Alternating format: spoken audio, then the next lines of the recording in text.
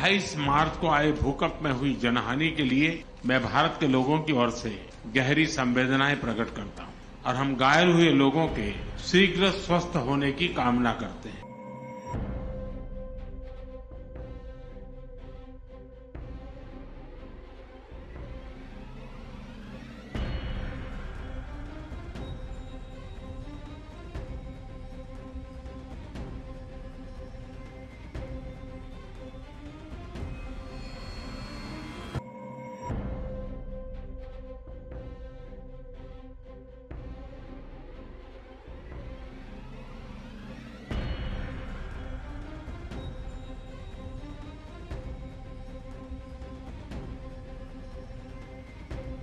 Your excellency प्रधानमंत्री सिनावात, दोनों देशों के डेलीगेट्स, मीडिया के सभी साथी, नमस्कार, स्वादी खाप। इस खूबसूरत स्वर्ण भूमि में मेरे और मेरे डेलीगेशन के गर्मजोशी भरे स्वागत और आतिथ्य के सत्कार के लिए मैं प्रधानमंत्री सिनावात का हार्दिक आभार व्यक्त करता हूं। 28 मार्च को आए भूकंप में हुई जनहानि के लिए मैं भारत के लोगों की ओर से गहरी संवेदनाएं प्रकट करता हूं और हम घायल हुए लोगों के शीघ्र स्वस्थ होने की कामना करते हैं। फ्रेंड्स, भारत और थाईलैंड के सदियों पुराने संबंध हमारे गहरे सांस्कृतिक और आध्यात्मिक सूत्रों से जुड़े हैं। बौद्ध धर्म के प्रसार ने हमारे जन जन को जोड़ा है। अयोध्या से नालंदा तक विद्वानों का आदान प्रदान हुआ है। रामायण की कथा थाई लोक जीवन में रची बसी है और संस्कृत पाली के प्रभाव आज भी भाषाओं और परंपराओं में झलकते हैं। मैं थाईलैंड सरकार का आभारी हूं कि मेरी यात्रा के उपलक्ष्य में 18वीं शताब्दी की रामायण म्यूरल पेंटिंग्स पर आधारित एक विशेष डाक टिकट जारी किया गया है। प्रधानमंत्री सिनावात ने अभी मुझे त्रिपिटक की भेंट की। बुद्ध भूमि भारत की ओर से मैंने इसे हाथ जोड़कर स्वीकार किया।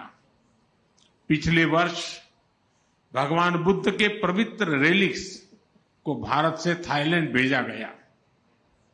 यह बहुत खुशी की बात है कि 4 मिलियन से अधिक श्रद्धालुओं को दर्शन करने का अवसर मिला। मुझे यह घोषणा करते हुए अत्यंत खुशी है कि 1960 में गुजरात के अरावली में मिले पवित्र रेलिक्स को भी थाईलैंड दर्शन के लिए भेजा जाएगा। इस वर्ष भारत में महाकुंभ में भी हमारा पुराना कनेक्शन दिखाई दिया।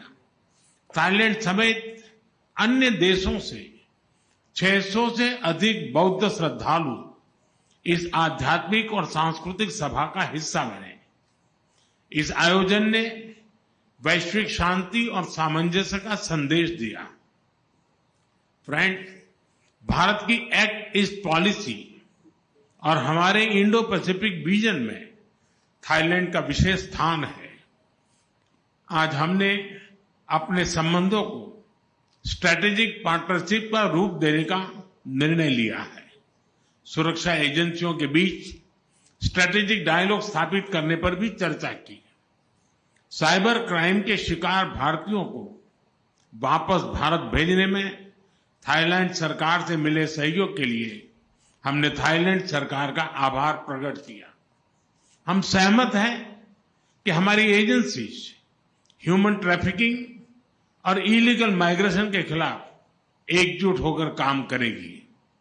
हमने भारत के उत्तर पूर्वी राज्यों और थाईलैंड के बीच टूरिज्म, कल्चर, एजुकेशन ऐसे क्षेत्रों में सहयोग पर बल दिया है। आपसी व्यापार, निवेश और बिजनेसेस के बीच आदान प्रदान बढ़ाने पर हमने बात की। एमएसएमई, हैंडलूम और हैंडीक्राफ्ट में भी सहयोग के लिए समझौते किए गए हैं। Renewable energy, digital technology, e vehicle, robotics, space, biotechnology और स्टार्टअप में सहयोग को बढ़ाने का हमने निर्णय लिया है। फिजिकल कनेक्टिविटी के साथ साथ दोनों देशों के बीच फिनटेक कनेक्टिविटी बढ़ाने पर भी काम किया जाएगा। पीपल टू पीपल एक्सचेंजेस को बढ़ावा देने के उद्देश्य से भारत ने थाई पर्यटकों के लिए फ्री ई वीजा सुविधा देनी शुरू कर दी है।